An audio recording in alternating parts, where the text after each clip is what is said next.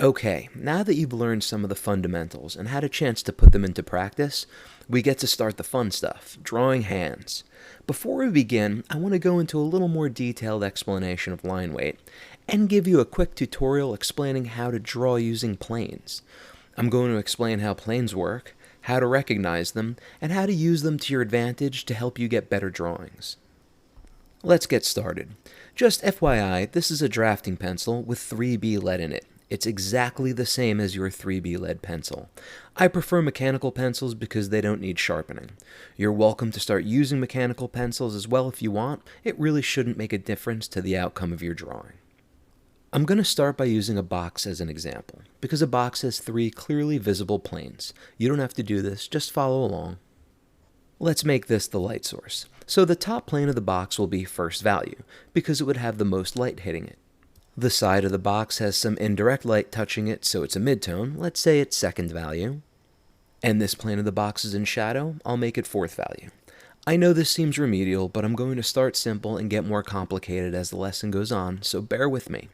By identifying the planes and the light source, it created the illusion of a 3-dimensional box. Then if we put in a drop shadow based on where the light source is, it'll feel grounded. Now, if you darken the line where the box touches the ground, it'll give the box weight, as you learned in Lesson 2. Lighten the line that the light source is hitting, and it will make the box feel like it's in the atmosphere of the background you drew it into. And that, in principle, is the concept of using planes to draw, and both how and why to control your line weight. Easy to do on a box, but let's find the planes on a hand. I'm going to draw a hand broken down into its simplest planes, so I'll make the fingers out of boxes and break the boxes up where the joints would be. I'll start by making the palm of the hand one plane. I can always go back later and break it up into smaller planes. Technically, you could always find smaller and smaller planes on anything. That's what a computer does to render an object. If you look at your fingernail, for example, move it around under the light until you get a glare, and you'll see that it's not perfectly rounded, it's just made of dozens of flat planes. This is a great tool for sketching because it gives you a chance to see and adjust proportions before you begin putting in detail or shading. This is also a common tool cartoonists use to create the illusion of realism in the more graphic comic books. Here's another plane on the palm of the hand. I'll give that a value to help you see it.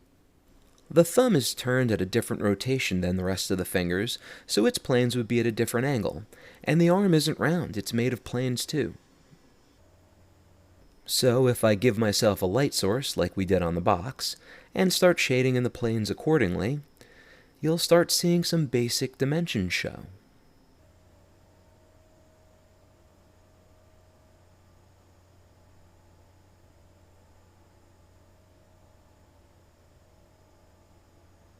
So, drawing planes is finding the most basic breakdown of a subject's major structural elements and creating dimension with them.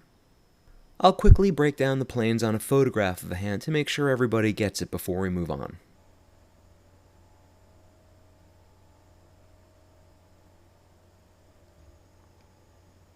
All of what I'm shading in fits into one plane, despite the gradients and wrinkles.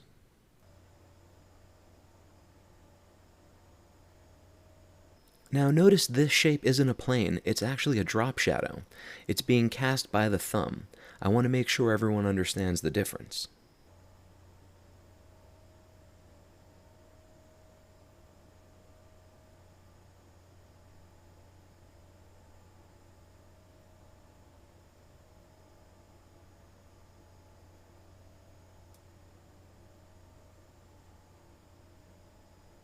The reason this is important to understand is because when you're drawing, you need to be thinking about creating dimension out of lines and shadows, and the more you can break up and simplify a complex object, the easier it will be to draw.